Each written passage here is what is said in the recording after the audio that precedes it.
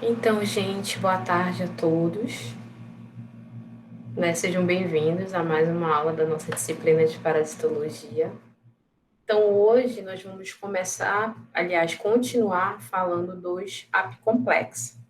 Lembrem que na aula passada a gente falou do toxoplasma, que é um apicomplexo. Um apicomplexo é um protozoário, né, parasito que ele tem aquela estrutura, que é o complexo apical, que ajuda no processo de infecção do parasita, de invasão da célula hospedeira. Então, para dar continuidade, nós vamos falar hoje sobre a malária, que é uma doença muito conhecida nossa da região amazônica e é causada por um protozoário também, que é o plasmódio, um protozoário pertencente ao gênero plasmódio, e é aquele filo apicomplexo, certo? E antes de começar, né, basicamente a falar sobre os apicomplexos e a malária, eu queria perguntar primeiramente para vocês que falem no chat se vocês já tiveram malária, vocês já foram infectados pelo plasmódio em alguma fase da vida de vocês, vocês ou algum parente de vocês. Comentem no chat se vocês já foram infectados pela malária, ou já tiveram malária, ou algum parente teve malária, e qual foi a malária foi, se viva, se... Então, todo mundo ainda, vocês ainda não tiveram, graças a Deus, né? O sogro, só o sogro do Fran, por enquanto que teve, né, que comentou. Inclusive, várias pessoas, sempre alguém tem algum parente ou algum conhecido, né, que foi infectado pela malária, visto que a malária tem uma grande prevalência na região amazônica, e principalmente no nosso estado.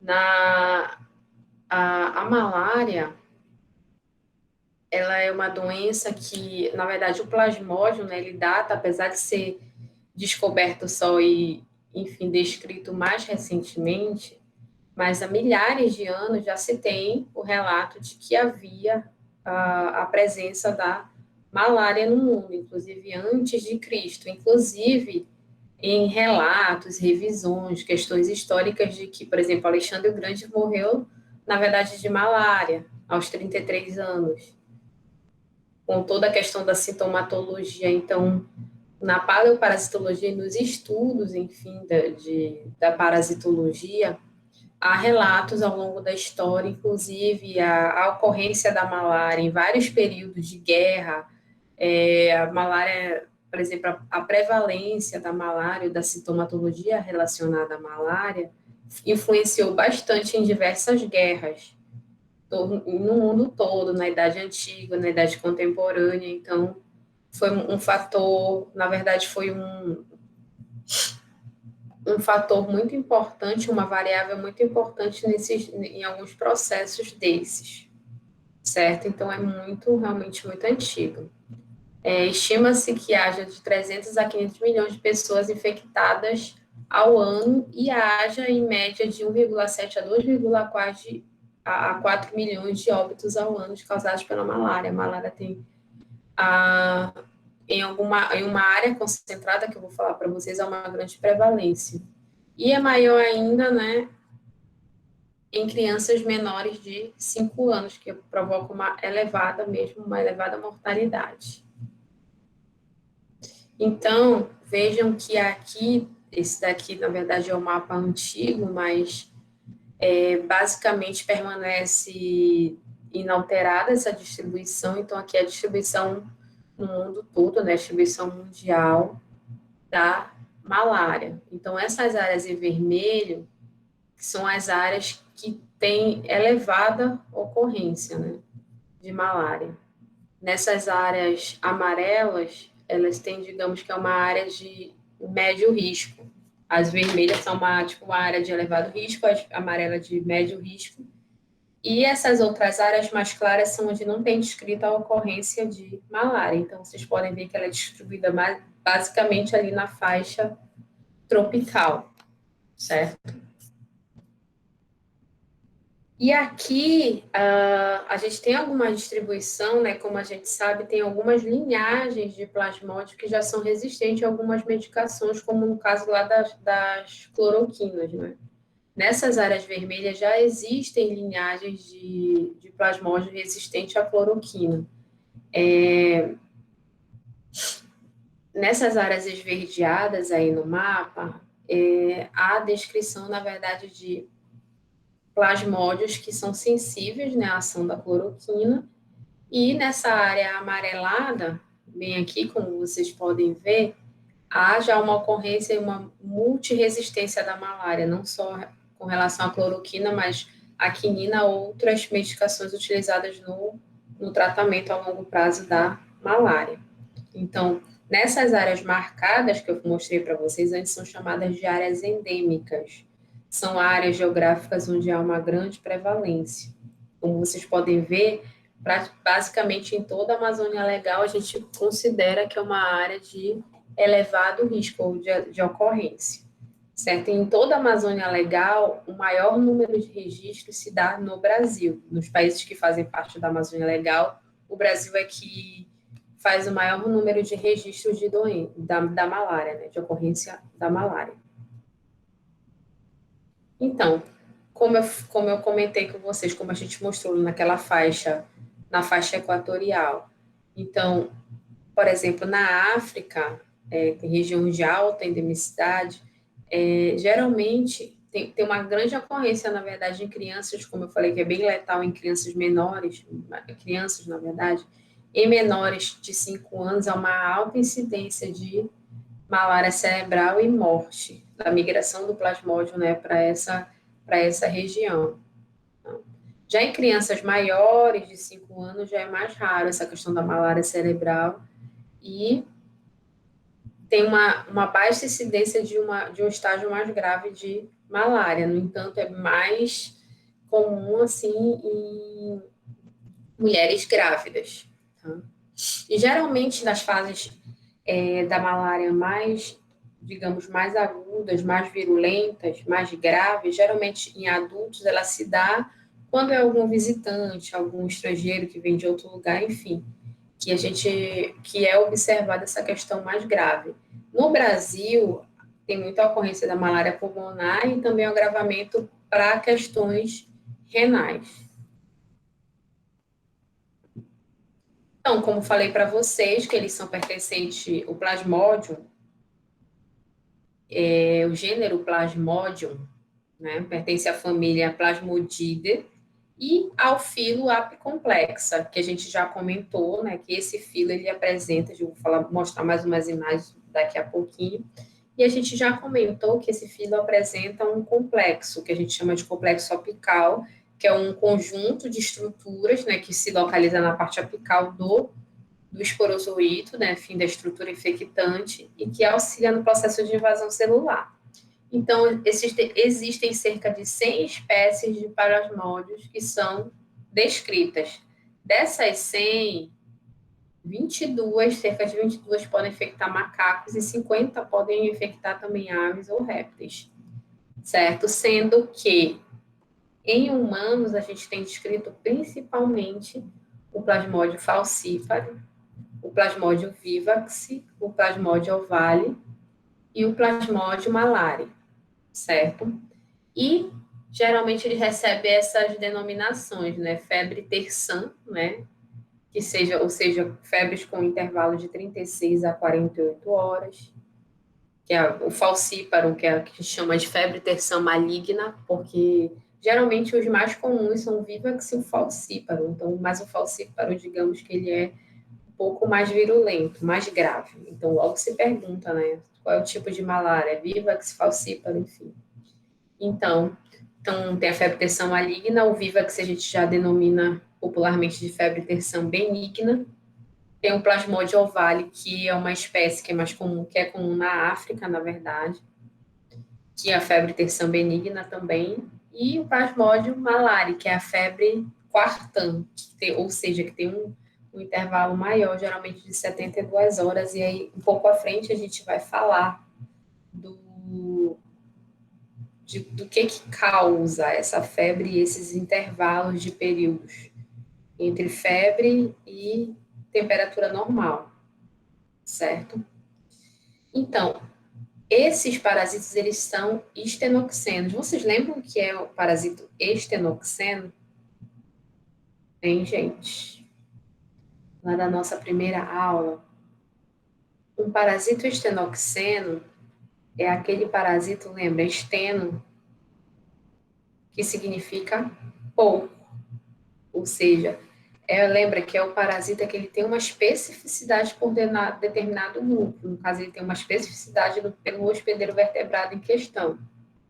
Dessas espécies aí, certo, que infectam humanos, apenas o plasmódio malária ele pode infectar algumas espécies de primatas, algumas espécies de macacos, mas eles são bastante específicos para o homem, certo? E como hospedeiro invertebrado, a gente tem o mosquito do gênero Anopheles, tá? Então, eu digo que ele é um hospedeiro invertebrado, vetor, e ele também é um hospedeiro definitivo. Quando eu falo que ele é um hospedeiro definitivo, logo, o que vocês pensam que ocorre nesse hospedeiro? Respondam no chat. Cadê vocês? Acho que a Viviana tá doida para responder. Ó, sabia que ela estava doida para responder. Então, isso mesmo, Viviana. Então, como a gente falou, se eu logo digo para vocês, Bruna, isso.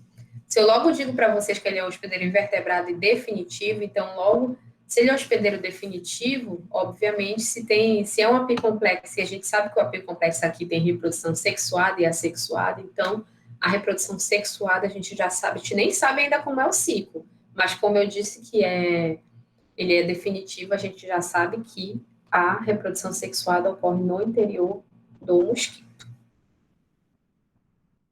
Aqui a gente tem só algumas imagens, falar aqui dos principais. Olha, a gente não vai comentar muito do orvalho, porque como não é comum aqui no Brasil, então a gente vai se prender a essas três espécies, principalmente Falciparum e o Vivax. Então, aqui a gente tem algumas imagens de algumas fases do ciclo de vida dele, questões morfológicas, até porque quando vai se fazer o diagnóstico, que vocês bem lembram, né? A gente conhece na nossa região a questão da malária, a questão do esfregaço, extensão sanguínea, então a questão da morfologia das células, das hemácias, do que se forma, né, no interior das hemácias, então a gente tem aqui só para mostrar, na verdade, por exemplo, é uma forma que é muito observada, que é o anel trofozoítico, não é que a gente observa o trofozoito, o anel trofozoítico. Só esse formato de anel que é uma fase que eu vou falar para vocês de que forma nas células sanguíneas. Só para diferenciar, na verdade, quando a gente for falar de diagnóstico, que muitas vezes quando, enfim, o biomédico ou a pessoa que vai fazer o diagnóstico tem uma experiência melhor, consegue diferenciar por essa morfologia do parasita no interior da célula, na maioria das vezes. No entanto, né, às vezes pode ser um pouco confundido. Logicamente que a biologia molecular promove justamente um melhor diagnóstico para diferenciar de uma espécie para outra. Inclusive, tem um estudo, para vocês verem, uma vez eu li um artigo, quando eu fazia o doutorado ainda, fiz uma disciplina de protozoologia, e eu vi um artigo que os autores, eles pegaram o arquivo, né, porque essas lâminas de extensão sanguínea, lá, por exemplo, lá na África tem um arquivo que tem várias lâminas, sei lá, de 20, sei lá, 50 anos atrás, a extensão sanguínea e algumas tão boas. Só que muitas vezes para lá tinha a confusão das lâminas, se era um parasito, um plasmódio, uma espécie de plasmódio ou outra espécie.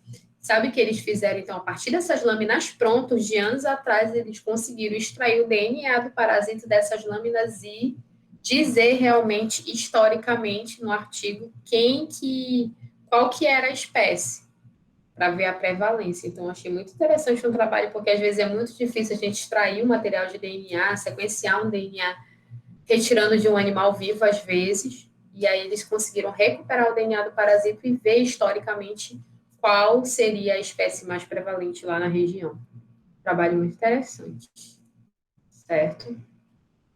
Então, aqui, como vocês podem ver, aí, aqui no caso é uma subdivisão, né? Eu já mostrei para vocês das áreas, né, que são maior risco no mundo, e aqui a gente tem essa distribuição no Brasil. Então, essas áreas em vermelhas são as áreas de maior risco, de alto risco, inclusive, né, no Amapá, como vocês podem ver aí em alguma região. E verde de médio risco. Então, vocês podem ver que a gente tem uma grande prevalência. Na maioria dos casos, a maior prevalência é do Plasmodium vivax, que seria lá da febre terçã benigna. Então, cerca de 75% dos casos seriam de Plasmodium vivax e os outros 25% seriam lá do Plasmodium falciparum, certo? E já foi mais lá para o centro-sul, enfim, tem algumas descrições do Plasmodium malária, apesar de que já teve uma descrição daqui na região amazônica. Bem, e aqui, né, mostra, aqui isso daqui é um gráfico de uma série histórica dos registros de casos de malária, comparando o falcíparo, que é essa coluna, essa barra, na verdade, vermelha, e o Vivax, que é essa barra azul. Então, na série histórica, a gente percebe que sempre, exceto na década de 80 aqui, que a gente percebe que eles estão um pouco juntos, inclusive às vezes o falcíparo se sobrepõe, mas depois a gente observa que há uma maior prevalência do Plasmodium vivax, certo? E aqui, já mostrando de 90, essa série aqui é de 76 até 2002. E aqui a gente tem uma série, né, que vai de 1999, né, até 2003. Só que, como vocês podem ver, que só vai até julho de 2003. A questão dos casos de malária na Amazônia Legal. E aí eu peguei esse outro artigo, que também não é um artigo muito novo, que ele faz também uma série para o Amapá. Lâminas, ele faz uma contagem, né, na verdade, de lâmina positiva de malária no estado do Amapá desde 1970 até 2003. E fazendo esse comparativo, né, fazendo esse comparativo entre o Plasmodium falciparum em preto e o Plasmodium vivax em cinza. Então, aqui, na verdade, nesse trabalho, com informações lá do Sistema de Informações da Vigilância Epidemiológica da Malária, o que a gente percebe aqui, na verdade, que, digamos que se contrapõe com aqueles outros dados que eu mostrei anteriormente. Então, aqui a gente vê a quantidade de lâminas positivas. Então, a gente percebe aqui nessa descrição, nesse período, uma grande elevação dos casos na década de 90, né, com uma diminuição nos anos 2000, e uma maior taxa, um maior número de lâminas, então, positivas para o Plasmodium falciparum, né, o que contrapõe aquelas outras observações quando a gente olha a Amazônia Legal de maneira geral. Então, eu vou até passar esse artigo para vocês, vai fazer parte da atividade. Eu já vou aproveitar e falar um pouco da atividade. A atividade agora, desse referente à malária, vai ser a seguinte, que eu vou passar para vocês. Eu vou passar alguns artigos para vocês se basearem, tem 3 artigos. Tem esse aqui, né, que faz essa série de 1970 até 2003, que é só do estado do Amapá, esqueci o título do artigo.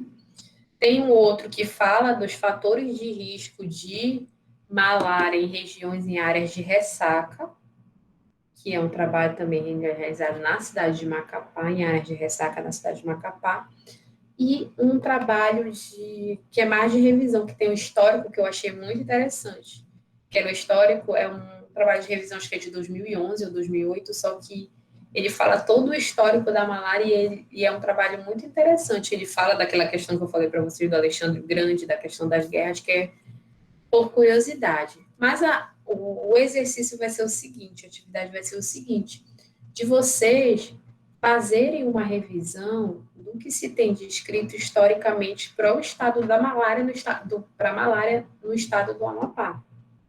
Até hoje, tentar procurar uns mais recentes, eu vou mandar esses para vocês, para que vocês podem utilizar, mas a intenção é que vocês pesquisem outros e falem, né? Tentem traçar esse período, essa questão histórica da malária no estado do Amapá.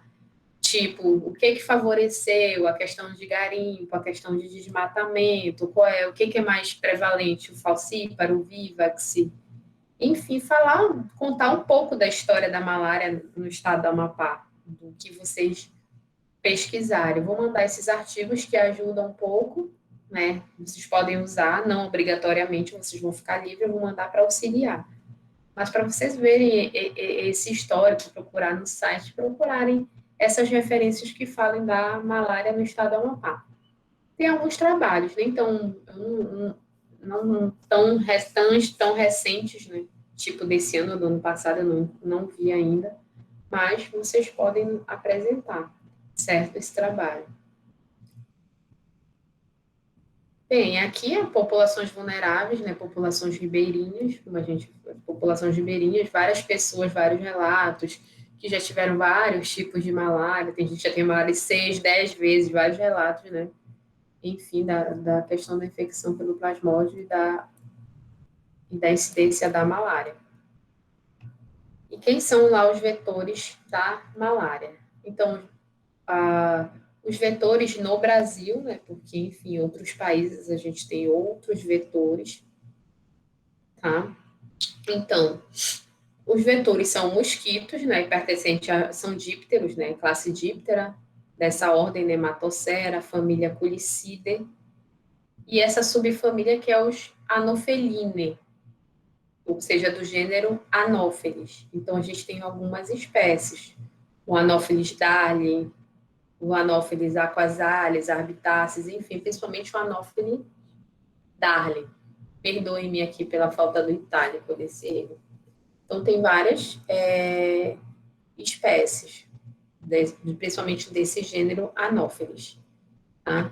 Então, aqui algumas imagens desses insetos aqui do Anopheles dali, entendeu? E aqui eles fazendo o repasto sanguíneo. Aqui é o Anopheles gambi, ocorre mais na África. Aqui é mais comum, é o Anopheles dali, certo? Então, aqui tem algumas imagens do mosquito fazendo repasto sanguíneo, que é a ação, obviamente, com a picada do inseto, esse repasto sanguíneo que há a transmissão da malária, caso ele esteja portando lá o protozoário plasmódio, tá?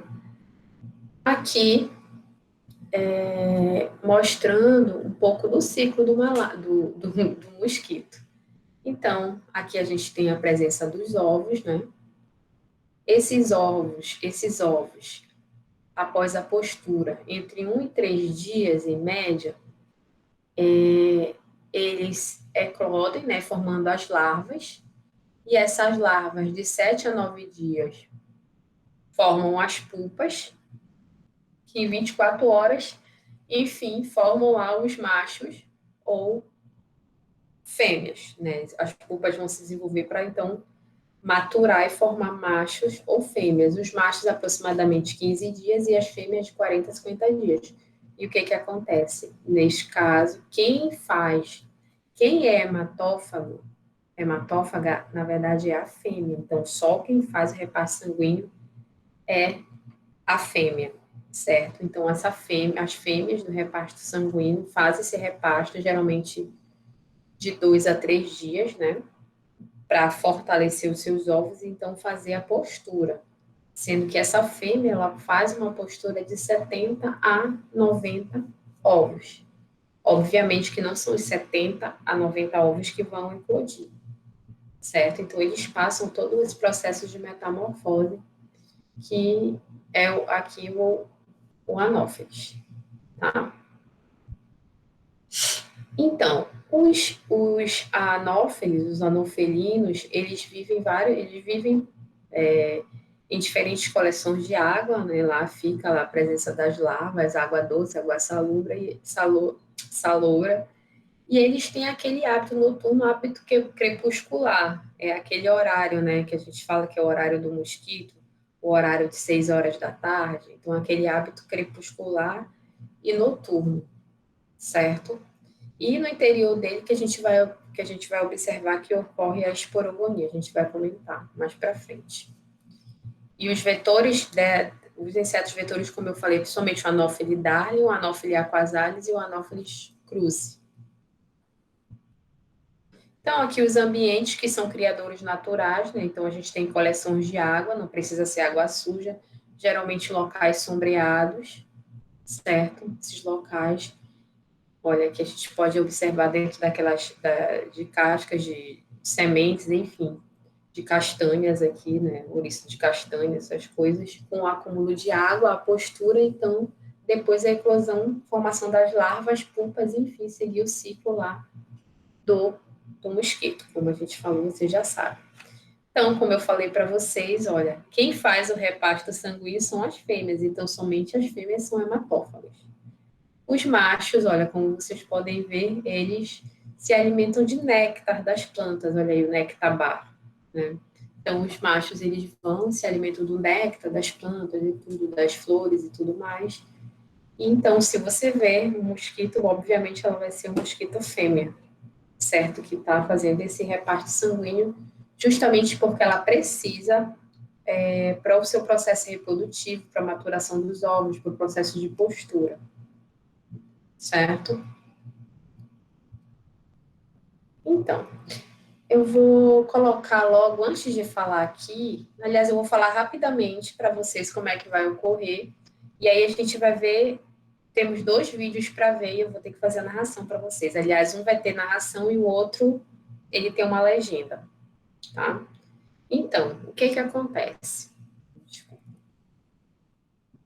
O que que acontece? O mosquito, aqui, ele faz o repasto sanguíneo, ó. Essa parte de cima é o ciclo no mosquito e esta parte de baixo é o ciclo nos humanos.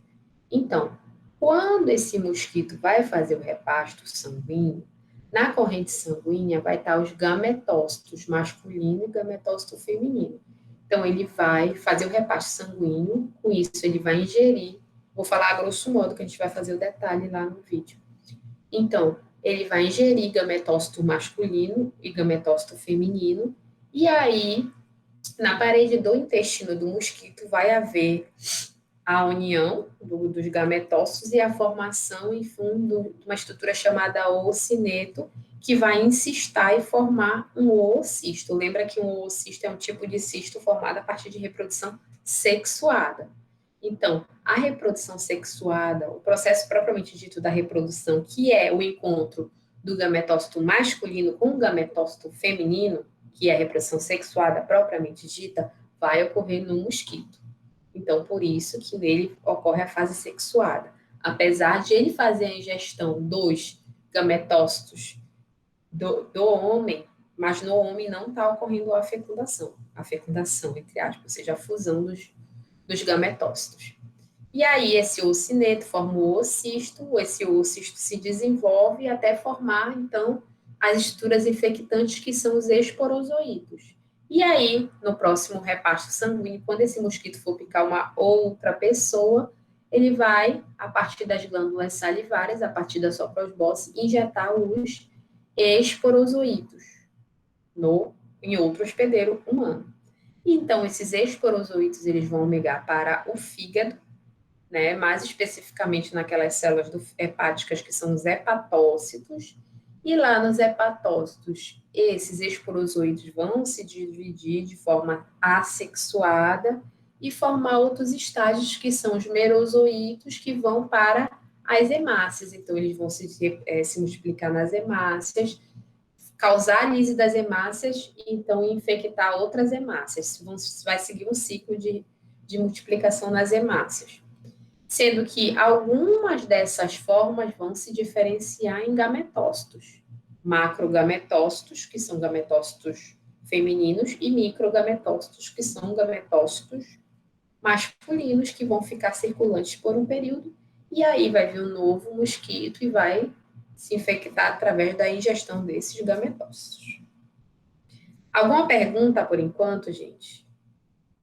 Eu sei que pode ter um pouco confuso esse ciclo, mas vou colocar aqui um videozinho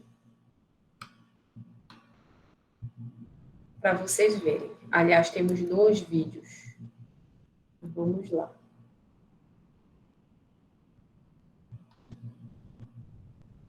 Vou botar primeiro esse outro bem aqui.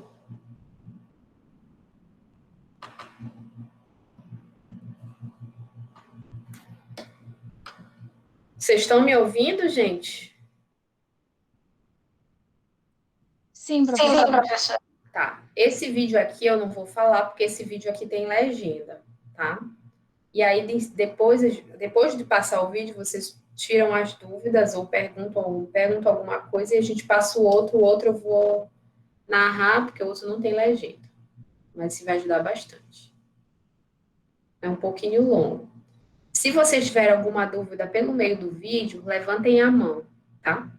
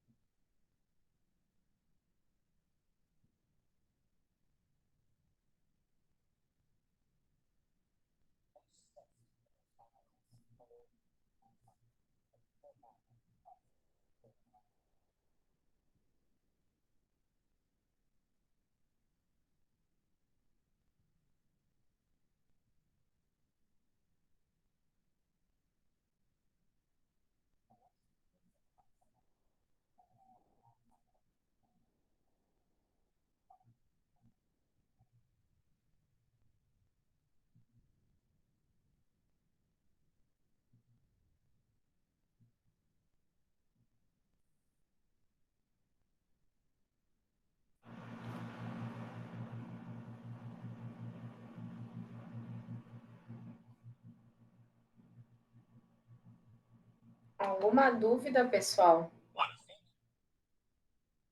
Por enquanto?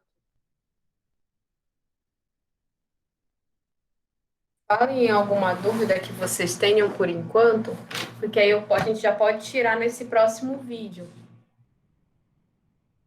Alguma parte que vocês não entenderam, mudança de uma fase para outra. Qualquer coisa, falem pelo chat, que aí agora que eu vou narrar esse próximo vídeo, a gente vai narrando e vai parando, aí a gente pode tirar as dúvidas. Então, eu vou prosseguir. Então, quando eu estiver narrando, vocês podem perguntar ou tirar alguma dúvida complementar, enfim. Então, vamos lá. Esse vídeo é mais curtinho, mas ele vai narrar basicamente a mesma coisa, né? Então, vamos lá. Primeiro vai iniciar o vídeo, obviamente, com a fêmea. Lembra que é a fêmea grávida fazendo esse repasto sanguíneo porque ela precisa desses componentes para quê? Ela precisa desses componentes para fortalecer a questão dos ovos. Vamos lá.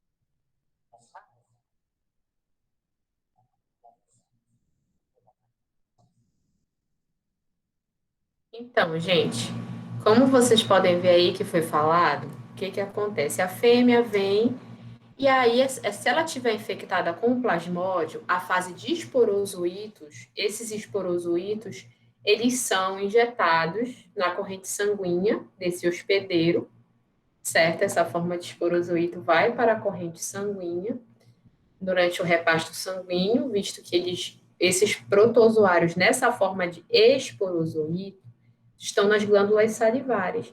E aí, então, esses esporozoitos adentram a corrente sanguínea e chegam a partir do sistema porta, chegam lá no sistema porta-hepático, chegam no fígado e vão aqui para as células hepáticas, os hepatócitos. E lá nos hepatócitos, então, eles vão se dividir, certo? E nesse processo de divisão, que é um tipo de divisão assexuada, eles já vão dar origem a um outro tipo de celular que são os merozoítos, uma outra fase.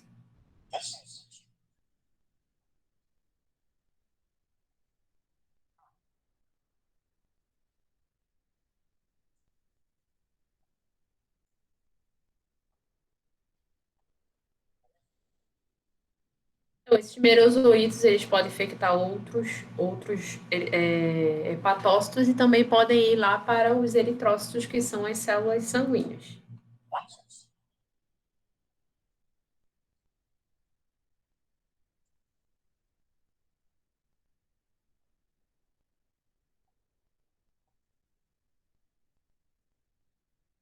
Então, essa fase, quando esse merozoito adentra, até voltar um pouco aqui, quando esse merozoito adentra a hemácia, a célula sanguínea, o que que acontece? Nesse processo de diferenciação, ele forma essa estrutura que é chamada de anel trofozoítico, né? Porque é essa estrutura circular. É uma estrutura que é muito observada, né, na questão do processo do diagnóstico, nas extensões sanguíneas, então forma esse anel trofozoítico, tá? E aí esse anel trofozoítico, essa estrutura vai sofrer modificações e formar outras formas que são os esquizontes, certo? Até que esses esquizontes, vamos ver, vou te multiplicar. Forma essa estrutura que são os esquizontes.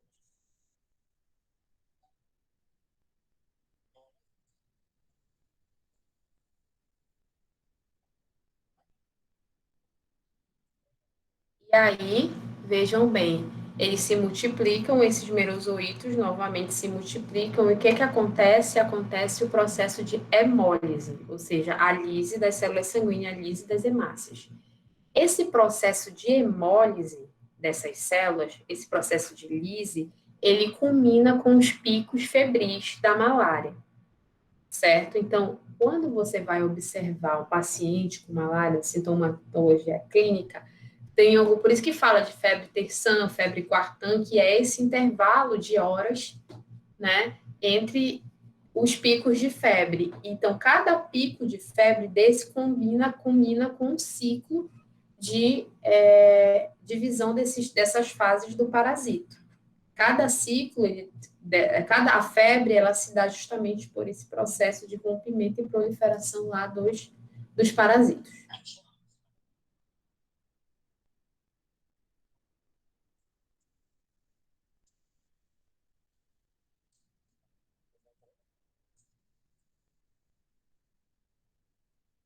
Então, como vocês viram, alguns daqueles anéis trofozoíticos evoluem para merozoítos, a ruptura das células, né?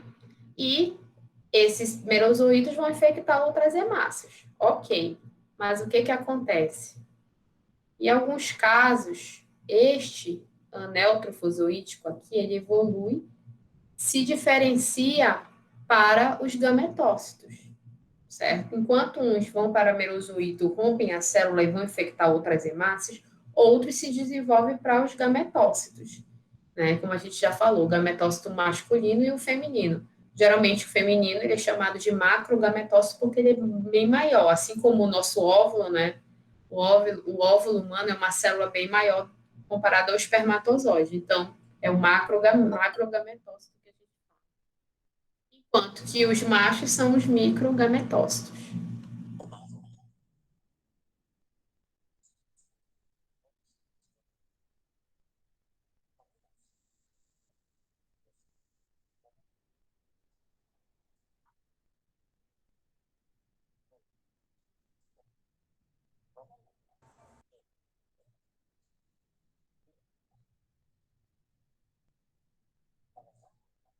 Então, um mosquito, quando ele faz o reparto no indivíduo que está aportando, o plasmóide está com malária, ele então ingere, né, ele, no seu reparto sanguíneo, ele ingere hemácias, e dentro dessas hemácias estão lá os gametócitos, né? Masculino e feminino. Então, ele ingere as hemácias contendo esses gametócitos e lá no tubo digestivo do mosquito eles vão ser liberados e se diferenciar para ocorrer o processo de fusão do macro e micro gameta, formando a estrutura que é o oocineto.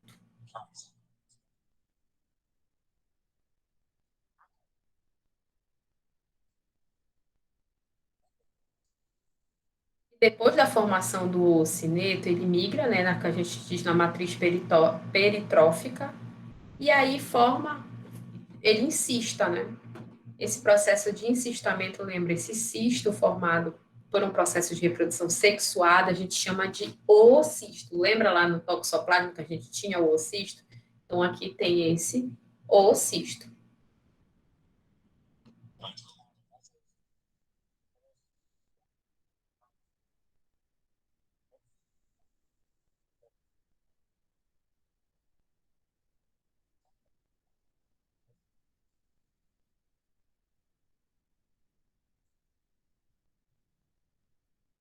Então, finalizando esses oocistos, eles eclodem, então, liberam os esporozoítos, e esses esporozoítos, eles migram para a glândula salivar. Esses esporozoítos migram para a glândula salivar do mosquito, que no seu próximo repasto sanguíneo, então, irá transmitir ao outro hospedeiro. Alguma coisa, gente, não ficou clara nesse ciclo? Algumas pessoas acham um pouco complicado esse ciclo do plasmódio, por isso que eu repito, ainda vou falar várias vezes, mostro lá os dois vídeos, mostro o ciclo e a gente vai tirando essa dúvida. Posso pedir para vocês, gente, que vai ter, lembra que a gente vai ter uma pequena avaliação. A nossa primeira avaliação, além dos trabalhos, vai ter uma pequena avaliação. Posso pedir isso para vocês?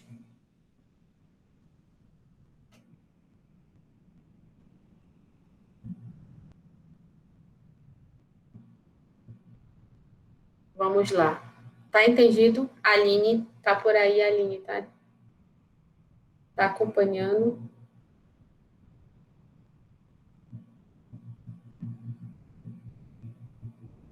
Sheila, Valdiléu,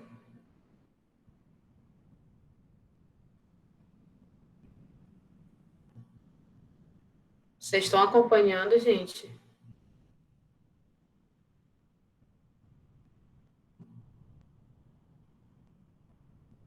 Tá certo. Então vocês estão entendendo, né? Tudo, tudinho. Só tô vendo sim, sim, sim, sim aqui. Acompanhando pelo chat. Tudo ok. John falou que tá tudo ok, Bruna, tudo ok. Então tá bom, vamos continuar. Tudo certo, Viviana, tudo certo. Aqui eu vou passar rapidamente, né, que a gente já falou, né, aqui é o processo, como eu já falei para vocês, só mostrando o que ocorre no hospedeiro invertebrado, né, no inseto, o que entra, né, no repasto sanguíneo aqui são os gametócitos, né, o masculino e o feminino, e aqui a partir da função do gameta, a formação do zigoto e do oocineto. Ah, sim, o ocineto é essa estrutura, lembra que no primeiro vídeo passou? Ele é uma estrutura um pouco alongada, tipo uma banana, uma estrutura alongada, e ele desliza um pouco no meio. Então, esse ocineto migra, ele começa a ir a migrar lá pelo intestino, né? Olha, bem aqui a matriz peritrófica, né? E aqui as células epiteliais do intestino do mosquito. E esse oocineto, então, ele se incista, formando lá o oocisto. E dentro do oocisto vai haver a formação dos esporozoítos, e esses esporozoítos que vão migrar para a glândula salivar para infectar lá o humano. Esse processo que ocorre, como é a formação dos esporozoítos, ele se chama de esporogonia, que é a formação lá dos esporozoítos. Bem, aqui, mais uma vez, né, só em outros detalhes, né, gametócito masculino e feminino, formação do zigoto e a formação, diferenciação desse zigoto em oocineto, e esse oocineto migra pela matriz peritrófica, chega no epitélio do intestino do mosquito, forma o oocisto, dentro dos oocistos formam lá os esporozoítos, processo de esporogonia, e eles vão para as glândulas salivares.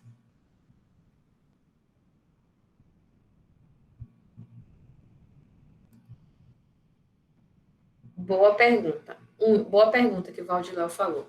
Um único vetor pode ter os dois tipos de plasmódio? Pode. Não é comum, mas teoricamente pode. Porque geralmente, o que que acontece? O vetor, esses vetores, aquelas espécies de anófeles, elas podem transmitir os dois. Mas o que eu acho que o Valdiléu quis perguntar é se, de repente, o mosquito ele pode fazer o reparto sanguíneo no indivíduo que está infectado com o plasmódio vivax e outro com o plasmódio falciparum. Então, geralmente, não é tão comum isso, mas, teoricamente, pode ocorrer sim, certo? Mas geralmente o mosquito é assim, a gente fala, o mosquito ele não consegue, pelo tempo de vida da fêmea, pela questão dela que ela precisa fazer o reparto sanguíneo quando ela está grávida, digamos, então o raio de ação que ela atua, digamos, ele é bem pequeno, ela não voa grandes distâncias nesse período, questão do comportamento lá do mosquito. Então, geralmente no pequeno raio, digamos, que ela está atuando, geralmente o que vai ter, se tiver, é uma espécie, entendeu? De lá do plasmódio, que geralmente o repasto é repetido dentro das pessoas de uma mesma casa ou nas proximidades, nas adjacências. Então, não é comum, mas fisiologicamente ou biologicamente é possível. Tá entendido, Valdilau?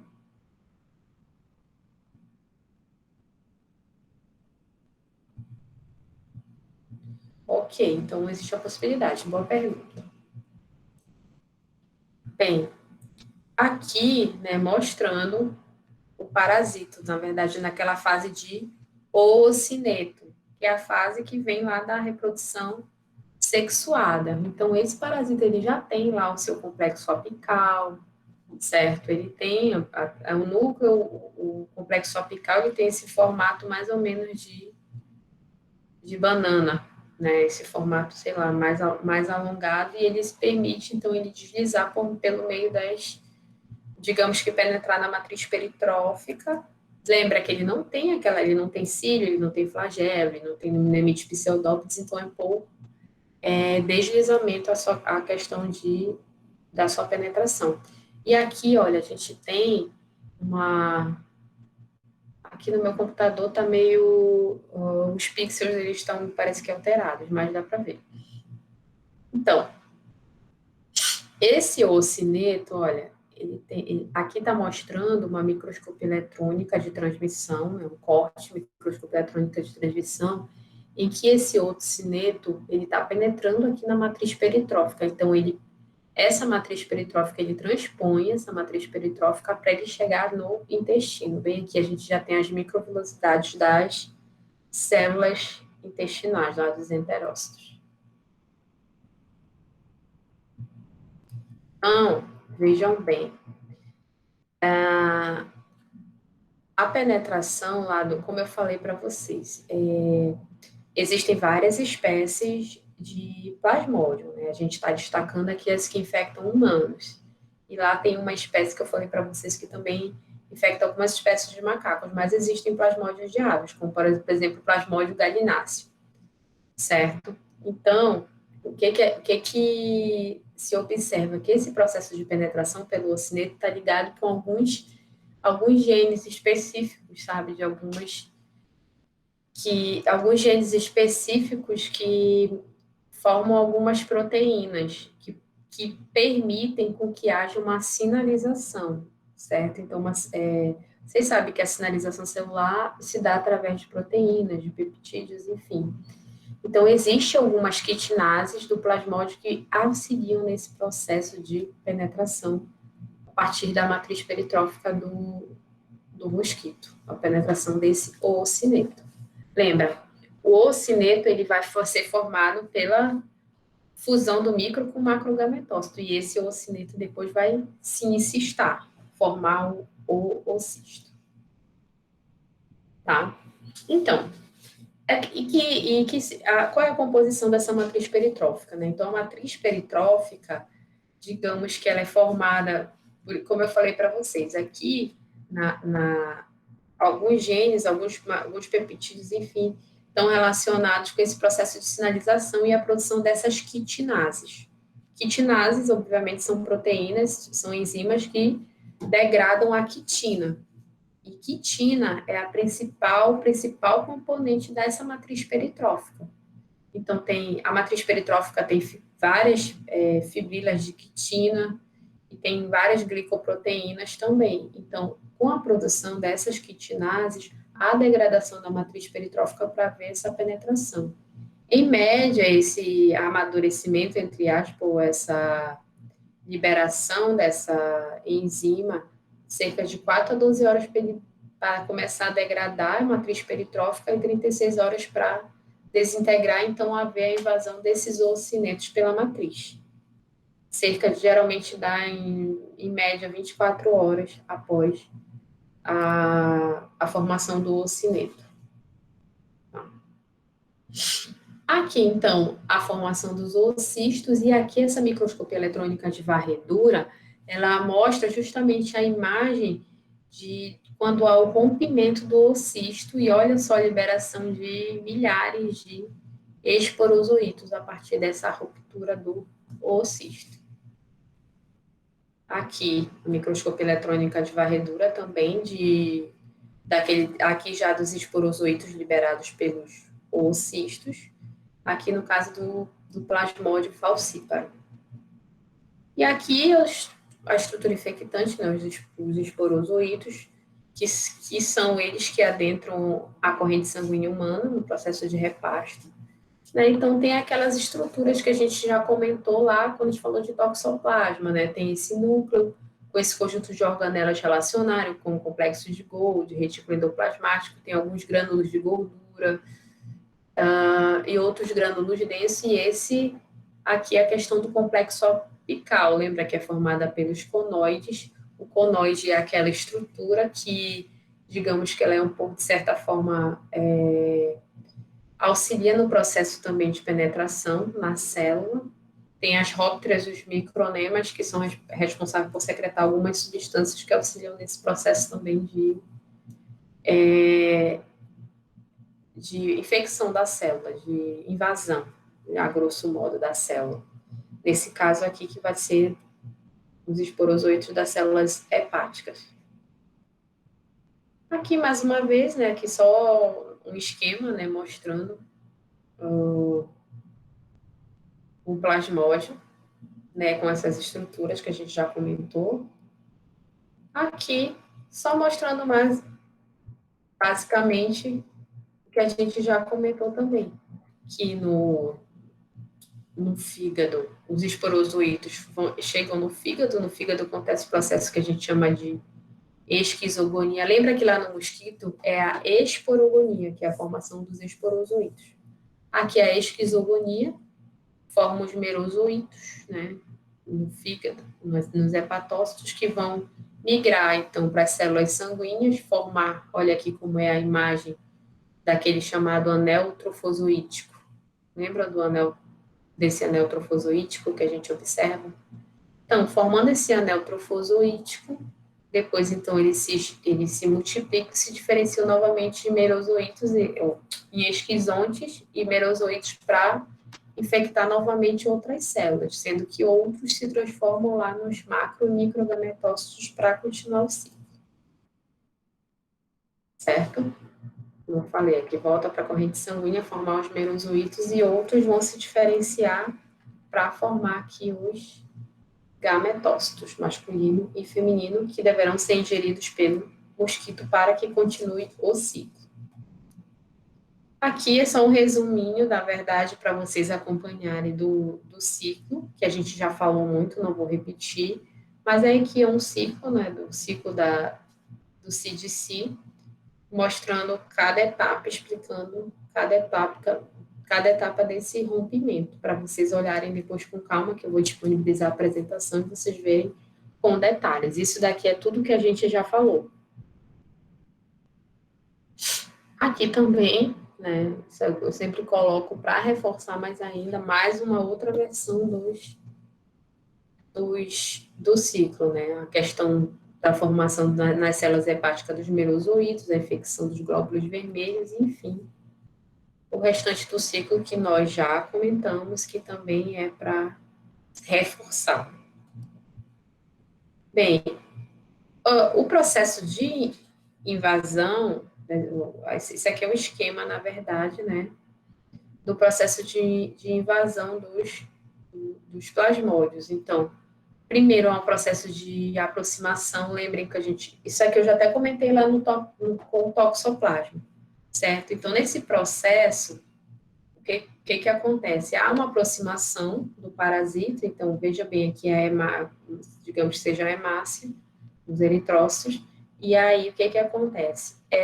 Esse parasito ele se aproxima e por mecanismo de comunicação, de sinalização celular, há um processo de reorientação, ou seja, há uma reorientação, um deslizamento, uma reorientação da extremidade apical direcionada para a célula, certo? E a partir de que há essa orientação, há uma formação de uma junção, então há uma descarga dessas organelas.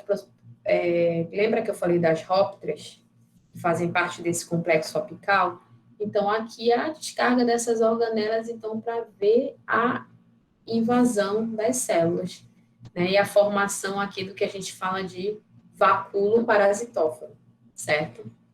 É o que a gente coloca aqui, vacúolo parasitóforo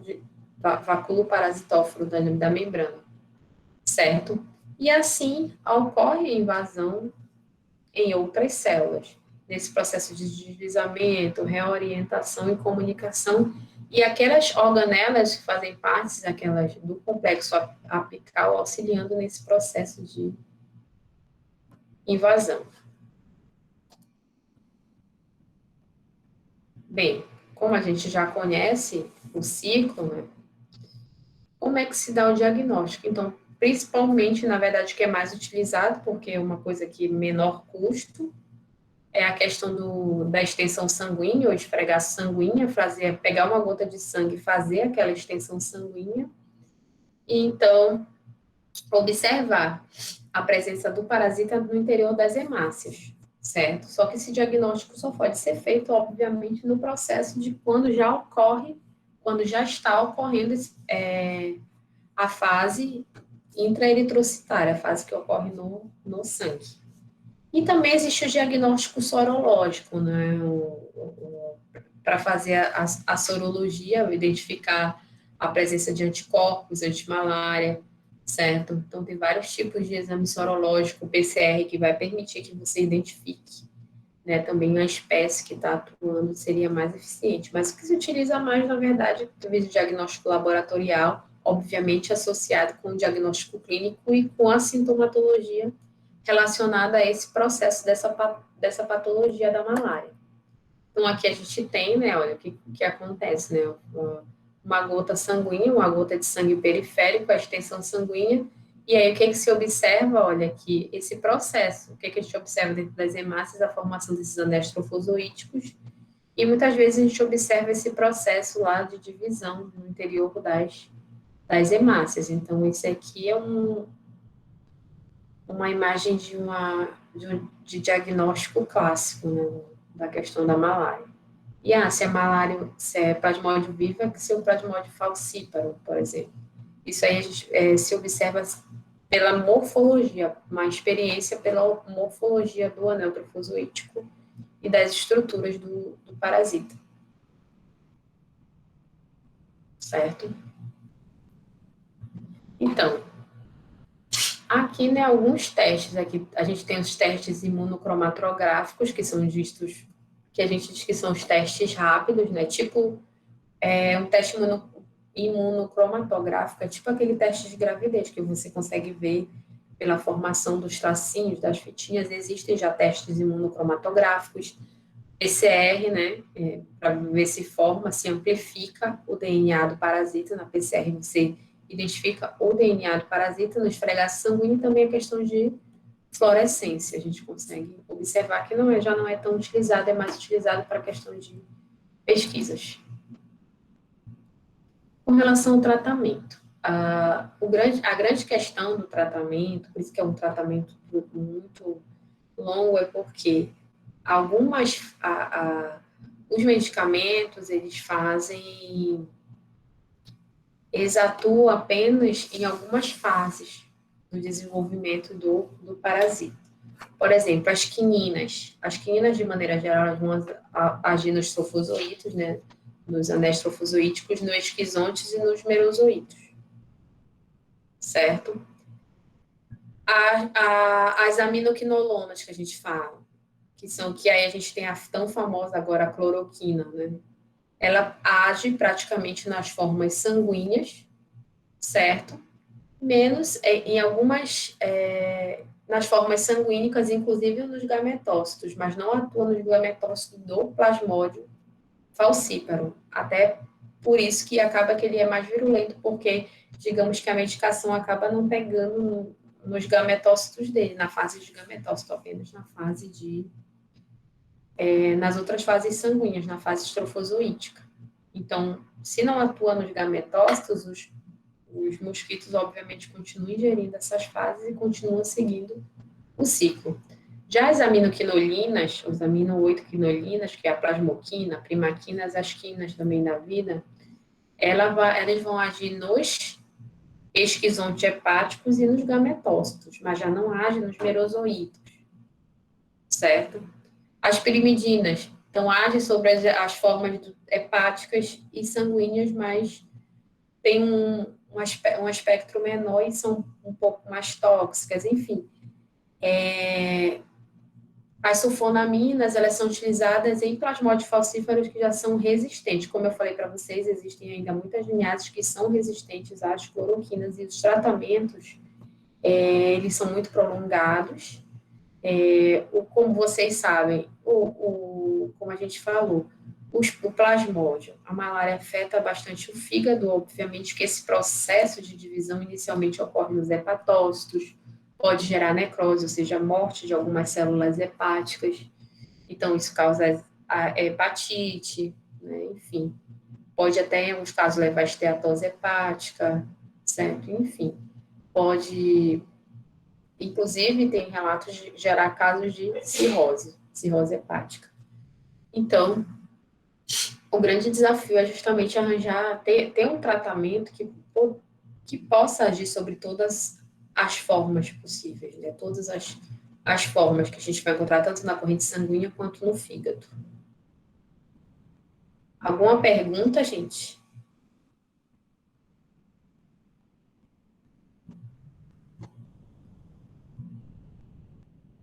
Bem, então, com relação à epidemiologia da malária, não são todos os pacientes que apresentam lá os gametócitos circulantes. Então, teoricamente, por mais que eles estejam portando, os mosquitos não seguirão o ciclo, né? E nem todas as espécies de anófilis, como a gente falou, elas são boas transmissoras. E, obviamente, a transmissão desse plasmódio, desse parasito, vai estar relacionada com a presença do vetor na área. Para que se complete o ciclo, é necessário o vetor, né?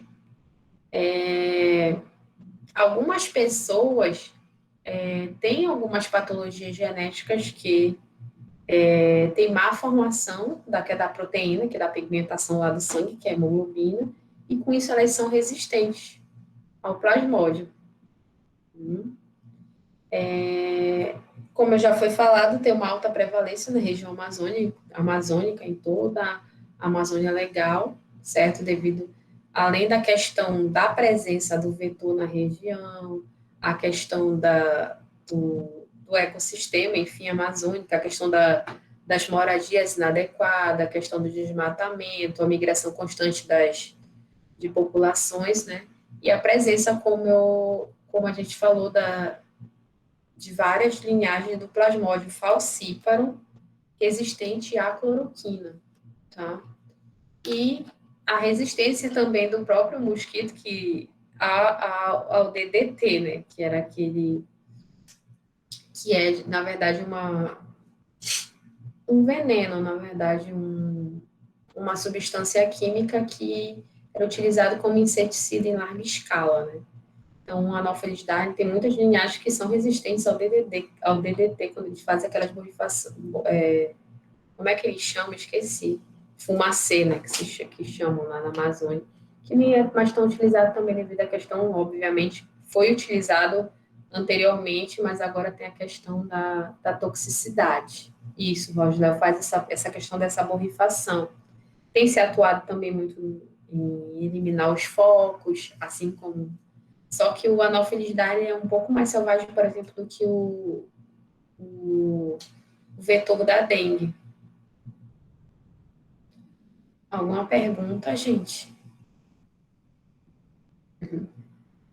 Bem, então, sabendo do ciclo, a gente pode, obviamente, inferir com relação à profilaxia.